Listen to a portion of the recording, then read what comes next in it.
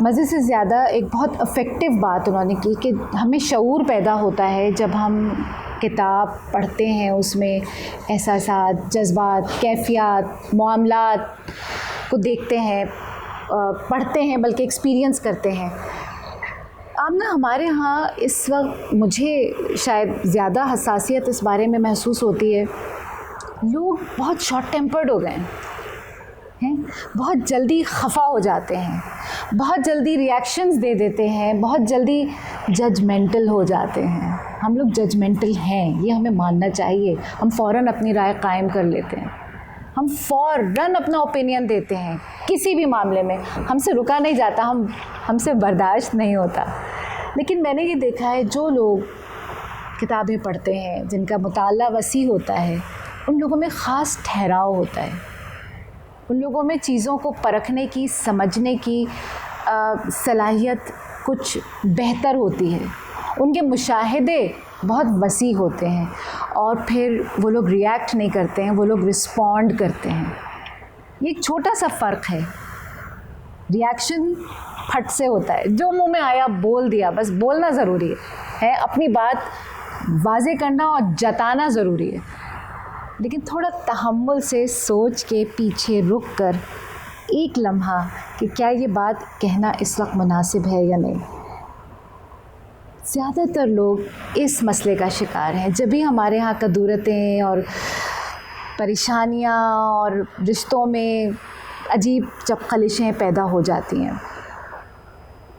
میری والدہ، میری ساس، میری مدر ان لا، والدہ تو میری ابھی بھی مجھے یہ بات سمجھاتی ہیں، میری مدر ان لا اس دنیا میں نہیں ہے، اللہ تعالیٰ ان کو طریق رحمت کرے، وہ ہمیشہ ایک بات کہتی تھیں، ان کے سرہانے ہمیشہ کتابیں رکھی رہتی تھیں۔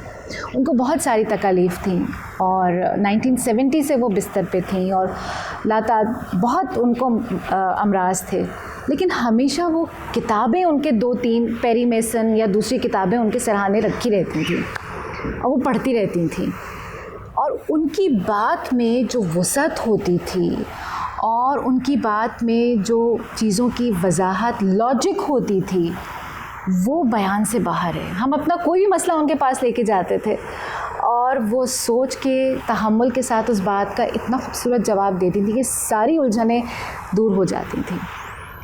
ٹھیک ہے، ہم اپنے بڑوں کے جیسے نہیں بن سکتے، وہ ظاہر ہمارے بڑے تھے ہمارے لیے، لیکن وہ مثال چھوڑ گئے۔ ہم اس جنریشن کے لوگ اور ہمارے بعد آنے والی جو جنریشن ہے، یہ اس فقدان کا شکار ہو رہی ہے۔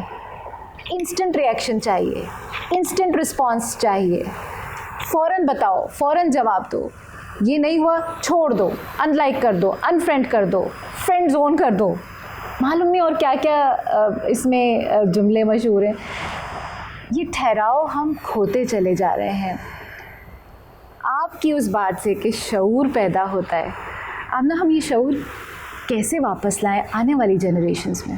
اچھا، ایک تو اس میں سب سے جو بڑا پوائنٹ ہے نا، وہ یہ ہے کہ ہمارے ہر پیرنٹ میں اور اس کے بچے میں جنریشن گیپ ہے، لیکن یہ جو ہماری جنریشن ہے اور اب اس سے نیکسٹ جنریشن ہے، اس کا جو جنریشن گیپ ہے وہ کچھ عجیب و غریب قسم کا ہے۔